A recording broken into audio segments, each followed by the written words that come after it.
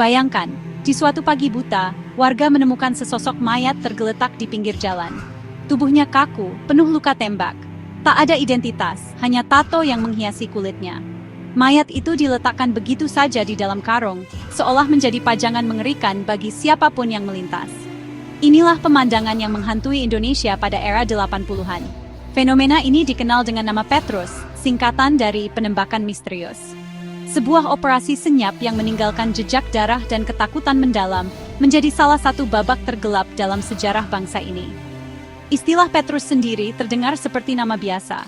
Namun, di baliknya tersimpan cerita horor yang nyata. Ini bukan sekadar kasus kriminal biasa. Ini adalah sebuah kebijakan negara yang dieksekusi tanpa pengadilan. Para korban yang seringkali dicap sebagai gali, preman, residivis, dijemput paksa, lalu ditemukan tewas beberapa hari kemudian. Mereka menjadi target dalam sebuah kampanye brutal yang dibungkus dengan narasi pemberantasan kejahatan. Kontroversi pun meledak. Di satu sisi, ada yang merasa aman. Di sisi lain, pertanyaan besar menggantung. Di mana letak hukum dan keadilan? Mengapa kasus ini begitu membekas? Karena Petrus adalah cerminan kekuasaan absolut yang tak tersentuh. Operasi ini berjalan sistematis, rapi, dan seolah mendapat restu dari level tertinggi. Para eksekutor bergerak dalam senyap, meninggalkan teka-teki bagi keluarga korban yang kebingungan mencari kejelasan. Mereka tidak pernah tahu siapa yang menarik pelatuk, siapa yang memberi perintah, dan mengapa orang yang mereka cintai harus berakhir tragis tanpa proses hukum. Misteri ini, yang sengaja diciptakan, menjadi alat teror yang paling efektif untuk membungkam dan menakuti. Hingga hari ini, Petrus menjadi luka yang belum sepenuhnya sembuh. Ia adalah pengingat betapa rapuhnya hak asasi manusia di hadapan kekuasaan yang sewenang-wenang. Setiap mayat bertato yang ditemukan di dalam karung bukan hanya statistik. Mereka adalah individu, ayah, suami, atau anak, yang hak hidupnya direnggut paksa. Membuka kembali lembaran kelam ini bukan untuk mengorek luka lama, tetapi untuk memastikan bahwa negara tidak pernah lagi mengambil jalan pintas berdarah atas nama keamanan. Kebenaran harus diungkap, segetir apapun rasanya. Untuk memahami mengapa Petrus bisa terjadi, kita harus kembali ke era 80-an. Saat itu, Indonesia berada di bawah rezim Orde Baru yang dipimpin oleh Presiden Soeharto.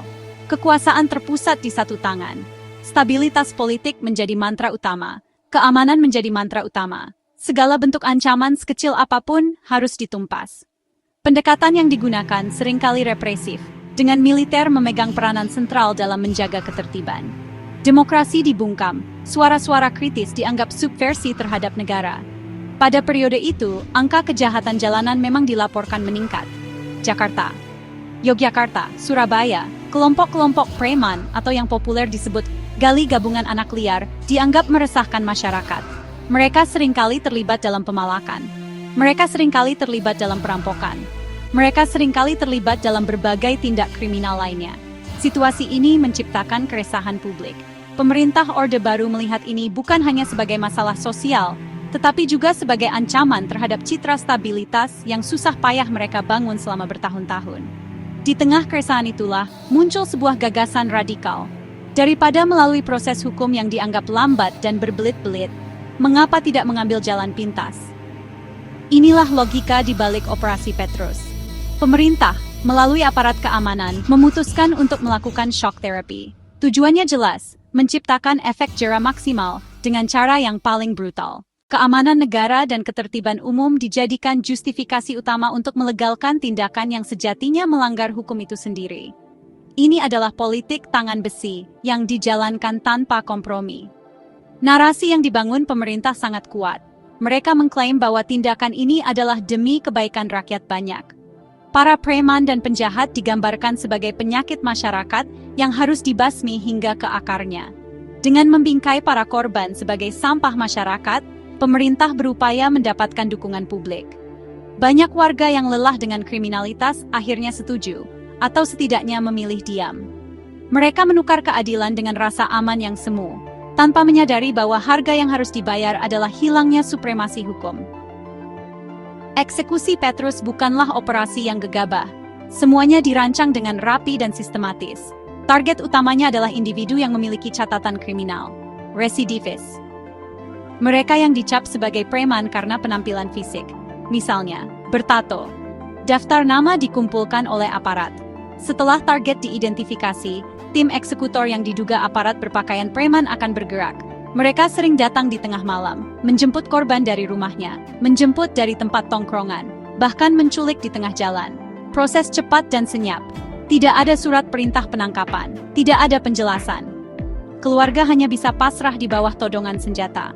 Korban dibawa ke lokasi rahasia, diinterogasi, kemudian dieksekusi. Metode eksekusinya kejam, biasanya tembakan di kepala atau dada dari jarak dekat. Tujuannya bukan hanya membunuh, tetapi untuk mengirim pesan. Pesan teror bagi siapapun yang dianggap pengganggu ketertiban. Setelah dieksekusi, jenazah tidak disembunyikan. Sebaliknya, dibuang di tempat umum, di pinggir jalan, di depan pasar, di tepi sungai, di dekat bioskop. Seringkali jenazah dimasukkan ke dalam karung goni, kepala atau kaki menyembul. Ini pertunjukan kekuasaan yang mengerikan. Pemerintah seolah berkata, lihat, inilah nasib para penjahat. Siapa berikutnya? Tindakan ini menyebarkan ketakutan ke seluruh negeri, membuat para preman tiarap, atau bahkan menyerahkan diri ke kantor polisi. Pemerintah awalnya tidak mengakui keterlibatan. Istilah misterius dipertahankan untuk menciptakan ambiguitas. Namun, di kemudian hari, Presiden Soeharto secara tidak langsung membenarkan tindakan tersebut. Ia menyebutnya treatment atau terapi kejut yang diperlukan. Alasan, cara biasa tidak mempan, maka cara keras ditempuh. Pembunuhan di luar hukum ini dibenarkan sebagai kebijakan demi keamanan nasional. Dampak langsung dari Operasi Petrus terasa begitu nyata di tengah masyarakat. Udara di kota-kota besar, terasa mencekam. Ketakutan merayap di lorong-lorong sempit dan gang-gang gelap. Orang-orang yang memiliki tato, bahkan yang dibuat hanya karena iseng, tiba-tiba merasa nyawanya terancam. Mereka berbondong-bondong mencoba menghapus tatonya dengan cara apapun, mulai dari menyetrikanya dengan benda panas, menyiramnya dengan air keras. Tato yang tadinya simbol keberanian atau seni, mendadak berubah menjadi stempel kematian yang harus segera dihilangkan. Bagi keluarga korban, Petrus adalah tragedi yang tak berkesudahan. Mereka tidak hanya kehilangan orang yang dicintai, tetapi juga harus menanggung stigma sosial. Para korban dicap sebagai penjahat oleh negara, sehingga keluarga yang ditinggalkan seringkali dikucilkan oleh lingkungan sekitar. Mereka hidup dalam ketakutan dan kebingungan. Ingin mencari keadilan, tetapi kepada siapa? Melapor ke polisi sama saja dengan menyerahkan diri ke sarang bahaya. Mereka dipaksa untuk diam, mendam duka dan amarah dalam kesunyian yang menyiksa. Operasi ini memang berhasil menekan angka kriminalitas secara drastis dalam waktu singkat. Jalanan menjadi lebih sepi dan dianggap lebih aman. Sebagian masyarakat bahkan memuji langkah tegas pemerintah. Namun, rasa aman itu dibangun di atas kuburan ribuan orang yang dieksekusi tanpa pengadilan. Ini adalah keamanan yang rapuh, yang mengorbankan prinsip paling dasar dari sebuah negara hukum, hak untuk hidup, hak untuk diadili secara adil. Rasa takut telah menggantikan supremasi hukum sebagai penjaga ketertiban. Pada akhirnya, Petrus menciptakan trauma kolektif yang mendalam. Negara yang seharusnya melindungi warganya justru menjadi algojo yang paling ditakuti. Kepercayaan publik terhadap aparat penegak hukum runtuh.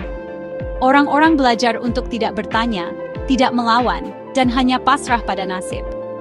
Gema ketakutan dari era Petrus terus bergema hingga puluhan tahun kemudian, menjadi pengingat pahit tentang betapa mudahnya kekuasaan bisa disalahgunakan ketika tidak ada mekanisme kontrol yang efektif untuk mengawasinya. Meski rezim Orde Baru mengontrol media dengan ketat, berita tentang Petrus tidak bisa sepenuhnya dibungkam. Media nasional pada awalnya memberitakannya dengan hati-hati, menggunakan istilah mayat tak dikenal, menggunakan istilah korban penembakan orang tak dikenal. Namun, seiring meningkatnya jumlah korban, pola yang sistematis mulai terlihat jelas. Beberapa media yang lebih berani mulai mempertanyakan fenomena ini, meskipun tersirat. Di sisi lain, media internasional memberitakan lebih terbuka, menyorotnya sebagai pelanggaran hak asasi manusia yang serius. Publik merespons beragam. Ada yang mendukung penuh. Mereka percaya ini efektif memberantas premanisme. Namun tidak sedikit yang merasa ngeri dan cemas. Di ruang-ruang diskusi yang terbatas, kritik disuarakan. Di warung kopi diskusi tersembunyi terjadi. Di antara para aktivis suara kritis muncul. Mereka mempertanyakan legalitas tindakan tersebut. Mereka khawatir target operasi meluas, menyasar preman. Khawatir juga menyasar lawan-lawan politik pemerintah. Ketakutan bercampur dengan bisik-bisik perlawanan. Pemerintah Orde Baru menghadapi kecaman internasional dan bersikap defensif. Mereka membantah adanya perintah resmi untuk pembunuhan. Pejabat berdalih kematian akibat perang antar geng preman. Kontras dengan pengakuan tersirat Soeharto, shock therapy. Pemerintah bermain di area abu-abu.